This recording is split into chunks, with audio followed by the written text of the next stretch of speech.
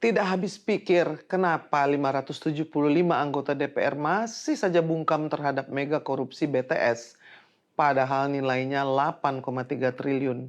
Ada apa gerangan? Sampai hari ini tak ada satupun dari anggota DPR yang katanya mewakili aspirasi dan kepentingan rakyat buka suara mendorong pengusutan tuntas mega korupsi BTS itu.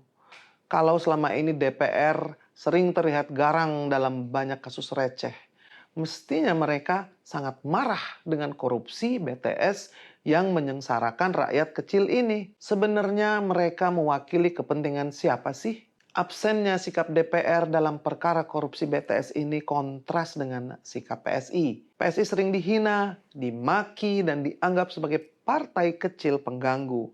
Tetapi hanya PSI lah satu-satunya partai yang vokal meminta aparat penegak hukum untuk membongkar proyek korupsi ini sampai ke akar-akarnya, termasuk mengejar pihak-pihak yang ikut menikmati aliran uang haram korupsi BTS ini. Selain itu, partai ini juga mendorong DPR untuk menggunakan hak konstitusionalnya seperti hak interpelasi dan hak angket dalam mengusut mega korupsi ini. Bukan hal yang teramat sulit bagi DPR jika ingin membentuk panitia khusus atau pansus untuk kasus BTS ini. Semua ini hanya tentang political will dari para anggota dewan dan ketua partai. Buktinya, DPR pernah berhasil membentuk pansus hak angket Senturi pada Desember 2009.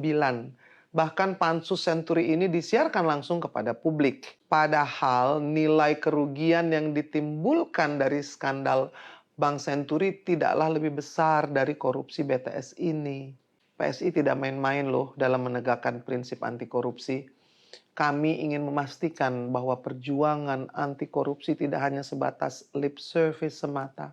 Kami berkeyakinan bahwa tidak akan ada perubahan di DPR jika anggota-anggota legislatif yang ditawarkan tidak bebas korupsi. Meskipun partai kecil, PSI konsisten mengutuk perilaku korup para pejabat negara. Dan kelak ke depannya dari gedung parlemen, kami akan berjuang lebih keras lagi melawan korupsi lewat penegakan hukum yang adil dan tidak pandang bulu. Salam solidaritas. PSI Partaku.